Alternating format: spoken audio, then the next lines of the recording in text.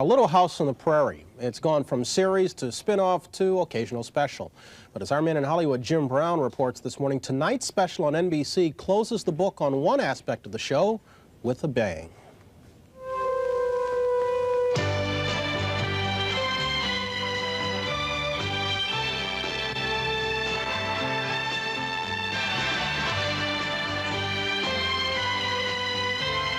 These are some of the most famous buildings in series television. The town of Walnut Grove, Minnesota, from Little House on the Prairie. In reality, a movie set about 40 miles from Hollywood.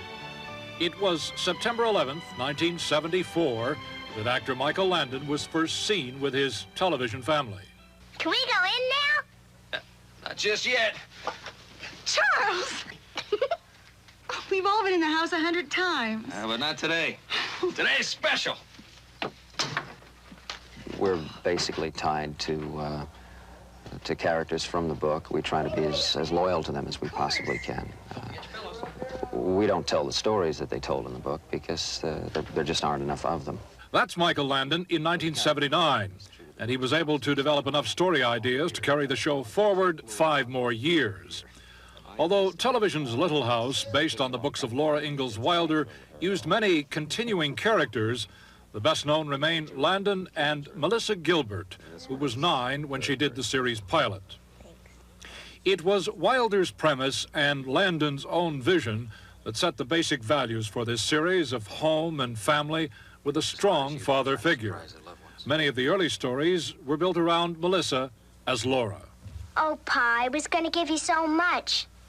I was going to buy Ma all she wanted at Olson's, and I was going to buy you a big house and everything. And now look at it.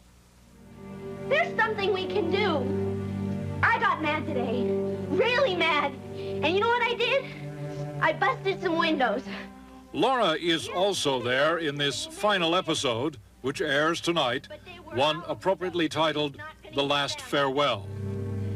He owns the land. We'll let him have it.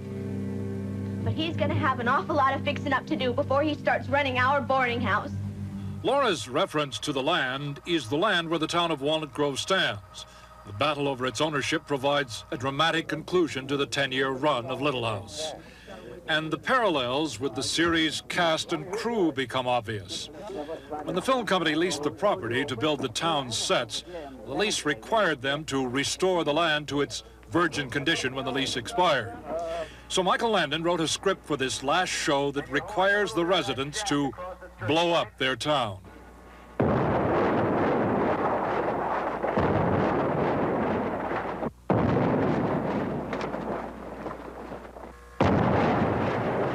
In the show, it's because some unscrupulous land grabber gets a hold of the property. But Landon, who also directed this final episode, says he would have destroyed the structures anyway to prevent their commercialization or some exploitation film being made here and ruining the image for millions of kids who have grown up with the show.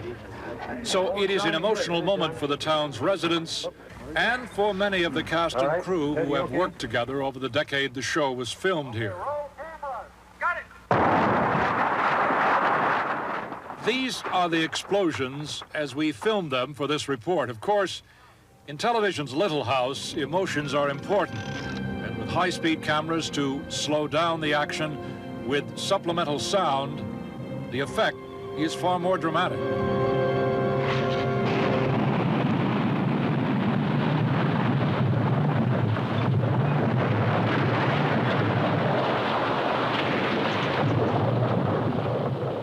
I just sort of stood there and stared at it.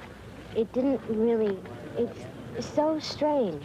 It's kind of uncomfortable and kind of scary at the same time, because now we really have to walk away.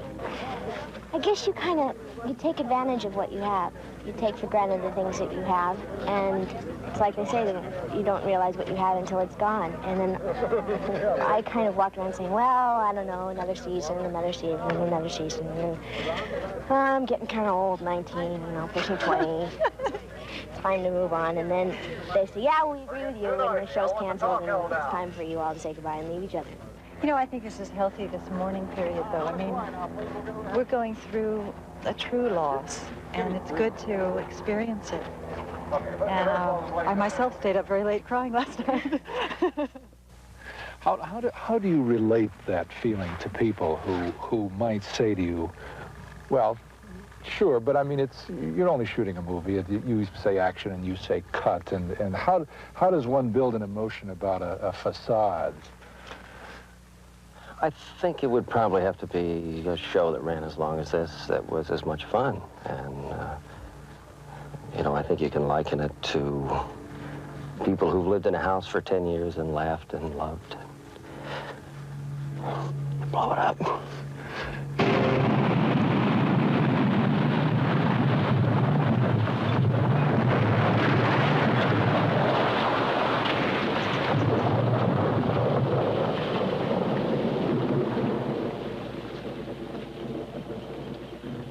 For today, Jim Brown, NBC News, Hollywood.